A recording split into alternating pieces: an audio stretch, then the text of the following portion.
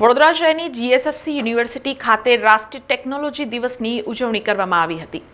વડોદરા શહેરની GSFC university ખાતે રાષ્ટ્રીય ટેકનોલોજી દિવસની ભવ્ય ઉજવણી નિમિત્તે ખાસ કાર્યક્રમનું આયોજન કરવામાં આવ્યું હતું, જેમાં વિવિધ ટેકનિકલ પ્રોજેક્ટ્સ દ્વારા વિદ્યાર્થીઓએ પોતાનું વિઝન અને કુશળતા દર્શાવી હતી। આ કાર્યક્રમના મુખ્ય આકર્ષણ રૂપે કેમિકલ એન્જિનિયરિંગ અને કમ્પ્યુટર સાયન્સ એન્જિનિયરિંગના વિદ્યાર્થીઓ દ્વારા 80થી વધુ જીવંત પ્રોજેક્ટ્સનું પ્રદર્શન કરવામાં આવ્યું હતું, જ્યાં જીએસએફસી યુનિવર્સિટીના કોલ of technology dean doctor Sanjukta Bose, યુનિવર્સિટીના પ્રોફેસરો અને શિક્ષકો સહિત વિદ્યાર્થીઓએ પ્રદર્શન નિહાળ્યું હતું।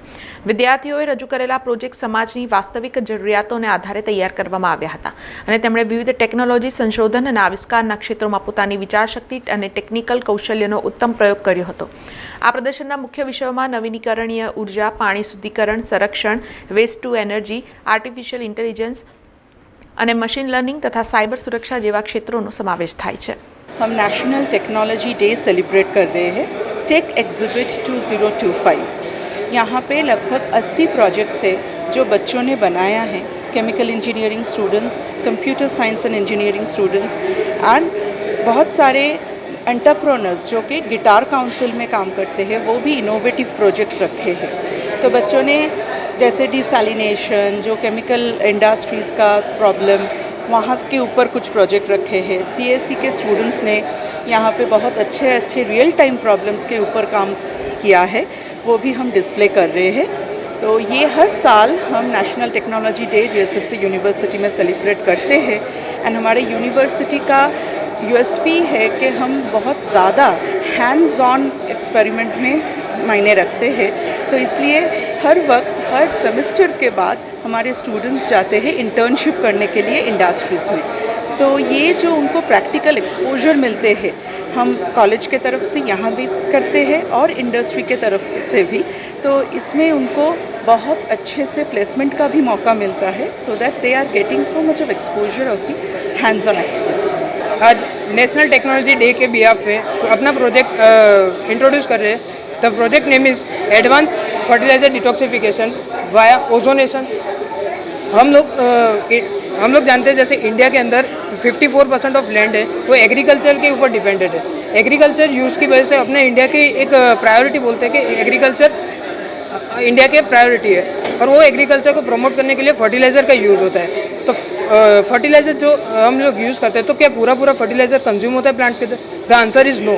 Only the 30 to 50% of fertiliser are consume by the plant. मतलब 30 से 50% फर्टिलाइज़र प्लांट्स कंज्यूम करता है, और बाकी का जो रिमेनिंग है वो वैसा का वैसा पड़ा रहता है। जो इरिगेशन यानी कि पानी जो प्लांट्स को हम क्रॉपिंग देते हैं वो इरिगेशन करते हैं, और द एग्रीकल्चर रन ऑफ मतलब जो बारिश की वजह से जो एग्रीकल्चर रन ऑफ होते हैं, जो मिट्टी होती है वो near to the water bodies में वो डिफ्यूज़ हो जाती है। जीएसएफसी યુનિવર્સિટીના વિદ્યાર્થી છે અમે લોકો। હું સેકન્ડ યરમાં ભણું છું। આ વખતે અમારે ત્યાં ગિટાર કાઉન્સિલે એઝ અ ટેક એક્ઝિબિટ રાખી છે હમણાં, જેમાં અમે લોકોએ વેરિયસ પ્રોજેક્ટ્સ રાખ્યા છે અમારા લોકોના, જે બધા જ જગ્યાએ કામ લાગે છે। જે એર સર્વેલન્સના છે, અમુક ગ્રાઉન્ડ સર્વેલન્સના છે, પછી જે કઈ રીતે નેવીને મદદ કરી શકે છે, થોડા આર્મીને મદદ કરી શકે છે, એવી રીતના પ્રોજેક્ટ્સ છે।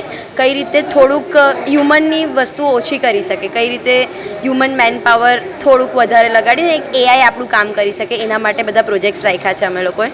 ઘણા બધા પ્રોજેક્ટ છે। અમારો એમાંથી એક પ્રોજેક્ટ આ યુએવી છે, જે અનમેન્ડ એરફોર્સ વ્હીકલ છે, જે ક્વોડકોપ્ટર અમે બનાવે છે। બીજું યુએસવી છે, which is unmanned surface vehicle છે, જે નેવી માટેના યુઝેજ માટે છે। પછી ઓશનના અમુક જે આપણા પાર્ટ્સ છે જે આપણે નથી જોયા હજુ સુધી, એને એક્સપ્લોર માટે છે। ડિફેન્સ મિકેનિઝમ માટે છે। આ પ્રોજેક્ટ જે છે એવો પ્રોજેક્ટ છે કે જ્યાં માણસો ના હોય ત્યાં મશીન્સ કે રોબોટ્સ કેવી રીતે કામ કરી અને સર્વેલન્સ કરી શકે। આ યુજીવી જે છે એ એની જાતે સર્વેલન્સ કરી શકે છે, કેમિકલમાં કામ આવી શકે છે, ડિફેન્સમાં કામ આવી શકે છે, એગ્રીકલ્ચરમાં કામ આવી શકે છે। અમે બેટરી યુઝેજથી આને કર્યું છે। અમારા માટે હમણાં સર્વેલન્સ અને એગ્રીકલ્ચર જે છે ફ્યુચર સ્કોપ છે, બટ હમણાં અમે આ સર્વેલન્સ માટે બનાવ્યું છે, અને આમાં સેન્સર્સ આવી જશે એટલે એ કેમિકલ બેઝ બની જશે। આ યુજીવી જે છે એ 0 ડિગ્રી રોટેશન પર વર્ક કરે છે, આગળ પાછળ અને રોટેટ કરી શકે છે। અને આ બહુ જ ઇમ્પોર્ટન્ટ છે। બહુ જ બધા ઇન્ડિયામાં અને બહાર બી આવી રીતે યુજીવીઝ બની રહ્યા છે, અને આમાં બહુ જ ફ્યુચર સ્કોપ છે। સમાચારોના સતત અપડેટ માટે TNN ન્યૂઝને YouTube પર સબસ્ક્રાઇબ કરી બેલ આઇકોન પ્રેસ કરો અને અમારી સાથે જોડાયેલા રહો Facebook, Instagram અને Twitter ઉપર।